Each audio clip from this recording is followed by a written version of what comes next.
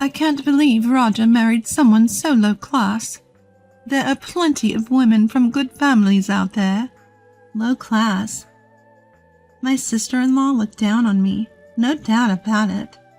This was the first time anyone had ever insulted me so blatantly. Is it okay to belittle someone this much based on money and education? I was fuming inside. My name is Alice. I'm 26 years old. Last year, I married Roger, a 28-year-old man. I work at a cake shop run by my mom, and it just so happened that I was the one who served Roger when he first came in. He lives somewhere nearby and started coming into the store more often. Eventually, after some persistent efforts on his part, we exchanged numbers. Our relationship developed from there, and we started going out together. As we spent time together, I started to notice something. Turns out, Roger is from a ridiculously wealthy family. His parents own several businesses and currently live in France. Roger himself also runs an IT-related company. He drives a fancy sports car and lives in a condominium that's more than spacious for one. As I got to know all this, I started feeling increasingly uneasy. I felt like the worlds we lived in were just too different. Despite my concerns, he finally made a formal proposal. Alice, will you marry me? Roger, I appreciate the offer, but I'm worried. Why? What's bothering you? Well, you and your family are incredibly wealthy. Our worlds just seem so different. I don't know if we can make it work. It doesn't matter. The house, the money, none of that is important. What's important is how we feel about each other. Roger reassured me with those words. I was touched by his words, feeling that maybe we could make it together. I accepted Roger's proposal. When Roger told his parents in France about our engagement over the phone, they immediately approved, saying, "If it's someone Roger chose himself." However, the issue was Roger's sister, Hillary. She's 32 and has a 4-year-old daughter. Hillary's husband also runs a business, and the family lives in a high-rise apartment in a prime location. Roger didn't get into the details to spare my feelings, but it seemed that Hillary was against our marriage. Still, Roger reassured me. No matter what my sister says, I'm going to marry you, Alice. We could even have a small ceremony abroad, just the two of us. What do you think? Although a bit unsure, I was moved by Roger's passion and accepted his idea. And so we held a small wedding ceremony and became a happily married couple. Later, we returned to his home country and started our life together in his condo. One day, the home phone rang.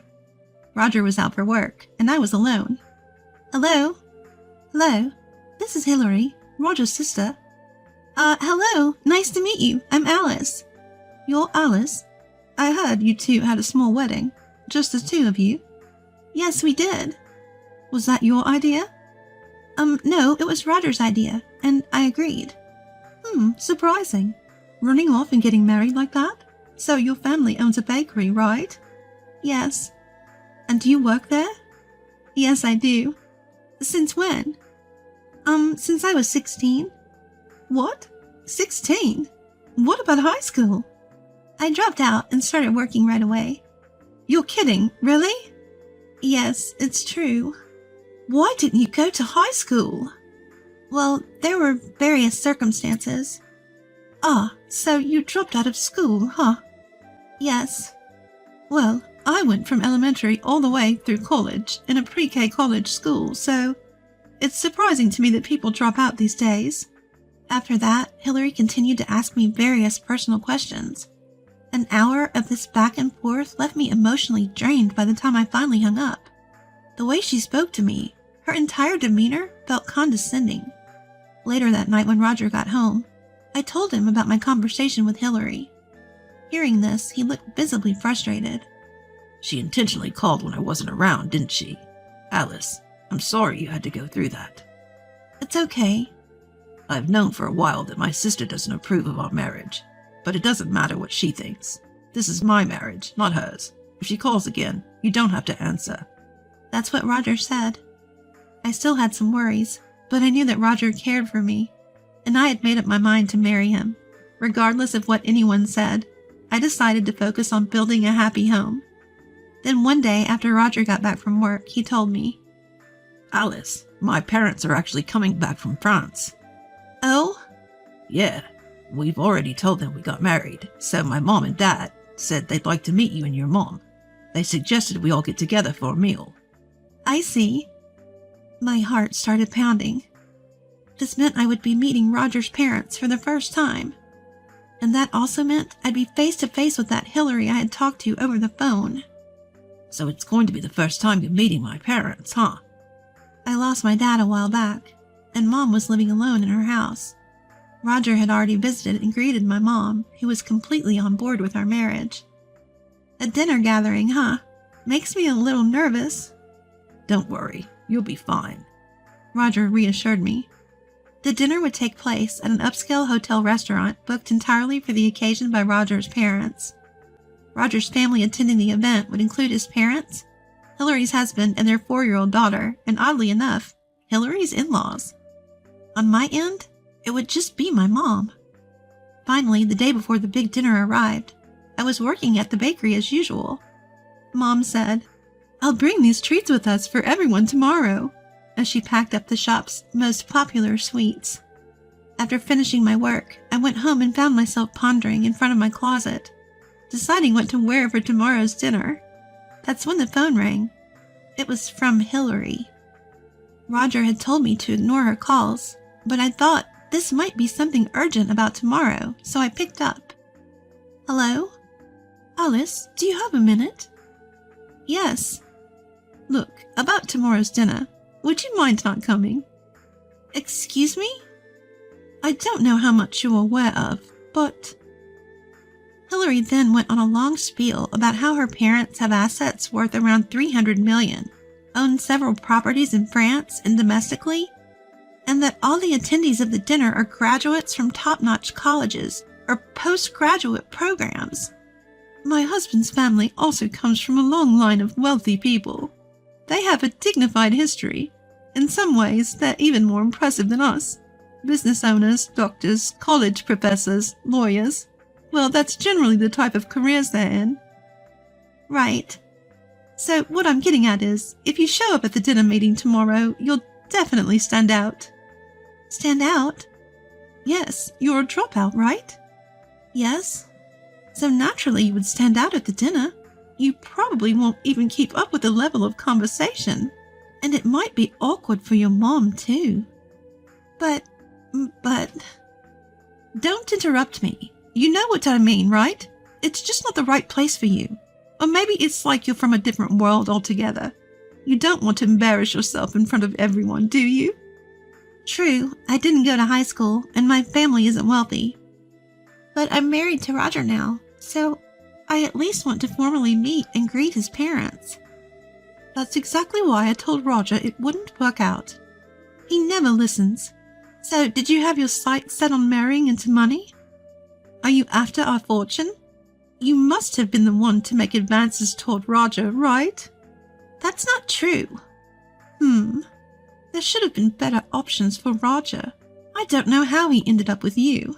In any case, don't come to the dinner meeting tomorrow. I'll come up with some excuse for you. Say you're feeling unwell or something. As far as our family is concerned, it's enough if just Roger shows up."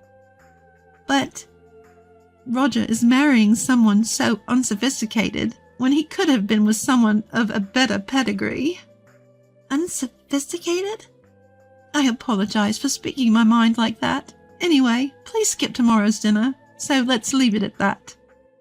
With that, Hillary abruptly ended the call. I was shaking with anger and disbelief. Tears started flowing from the frustration. I had never been insulted like this before. At the same time, I started to lose confidence. Could I really hold a conversation in front of Hillary and her family who speak to me like this? With these thoughts, I called my mom and told her everything. Mom listened attentively and said firmly, "I'll handle it." So the day of the dinner arrived. Roger's parents had also gathered at the reserved restaurant. Hillary showed up fashionably dressed head to toe in designer brands, hand in hand with her daughter. "Mom, Dad, it's been a while. You both look well. Oh, Alice couldn't make it due to poor health." What? But this dinner was supposed to be for meeting Alice. "Yes, that was the main reason we came back to the country." Then Roger spoke up. Poor health. Sis, don't lie. Alice and her mom are here. Alice? At Roger's call, my mom and I appeared. "Hello, everyone. Nice to meet you all." Hillary looked shocked, with her eyes wide open. Oh, Alice, we finally meet. Are you feeling all right? "Feeling all right. I'm perfectly fine, as you can see." Hillary frowned but remained silent, and so we exchanged greetings and sat down to begin the meal. Roger's parents were really easygoing and seemed to go out of their way to put me at ease. Then, out of the blue, Hillary turned to me with a question. "So, Alice, what's your area of expertise?" "My expertise?" "Yes, what did you major in at college?" "Well, you see, our family mostly has a background in economics and business. That's true for Dad and Roger, too. So what about you, Alice?" "Actually, I didn't go to college. I only finished middle school." The room went silent when I said this. Hillary cracked a slight smile. Why bring that up now, sis? Roger started to speak, but my mom interrupted him. "It's all right. Let me explain our situation." My mom prefaced it like that and then looked around the room. "Alice is not my biological child." The room was shocked again. "My husband and I couldn't have children, so we adopted Alice from an orphanage when she was just a baby. Alice grew up without knowing this, but she discovered the truth in her second year of middle school when she stumbled upon some documents from the orphanage. We had to tell her the truth." Everyone listened to Mom's story with serious faces.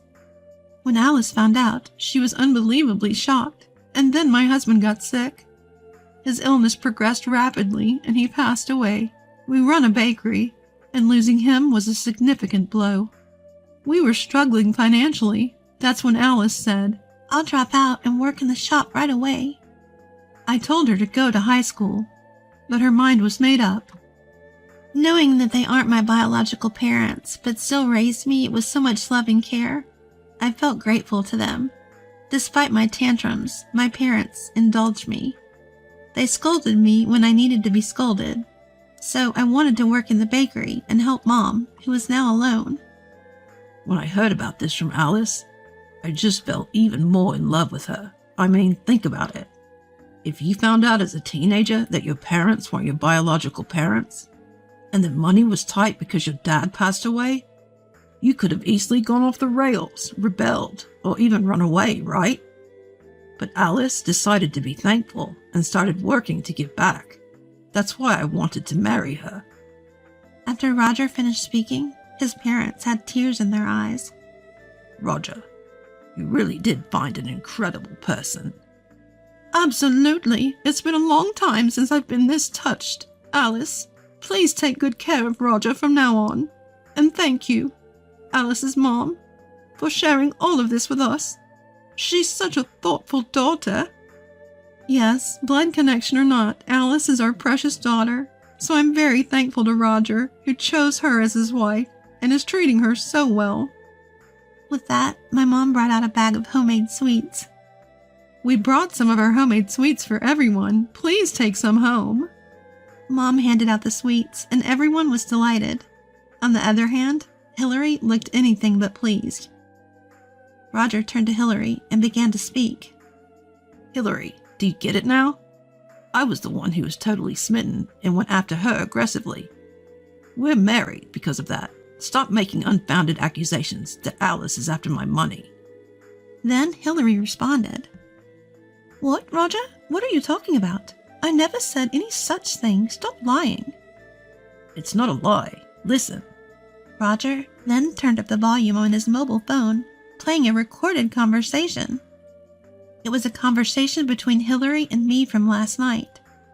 Roger had told me to record any phone conversations I had with Hillary, so I had quickly pressed the record button yesterday. Everyone heard Hillary's voice pressuring me to skip the dinner party and ridiculing me. The part where Hillary accused me of marrying Roger just for his money was also played for all to hear. Hillary froze, looking really awkward, and all eyes turned to her. Even Hillary's husband and her parents had their eyes wide open in disbelief. Hillary, what an inappropriate thing to say. Her husband was astonished. Even their 4-year-old daughter chimed in. Mommy, stop being mean. At this, Hillary was speechless. She was sweating from the awkwardness and looked down. And so the dinner party came to an end. I bumped into Hillary in the restroom as I was leaving. She let out a big sigh, and then completely ignored me, walking past at a fast pace. The next day my phone rang. It was Hillary. Given that she'd ignored me and sighed heavily the day before, I thought talking to her again wouldn't lead to anything good, so I didn't answer. She kept calling, again and again. I hesitated, but continued to ignore her, thinking she would probably just berate me again. Finally, her calls became so persistent that it started to freak me out, so I blocked her number.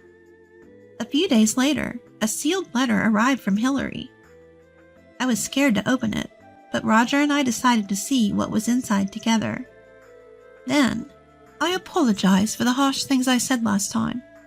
The truth is, my mother-in-law loves the sweets from Alice's shop. She wants to place a large order for her hobby tea parties.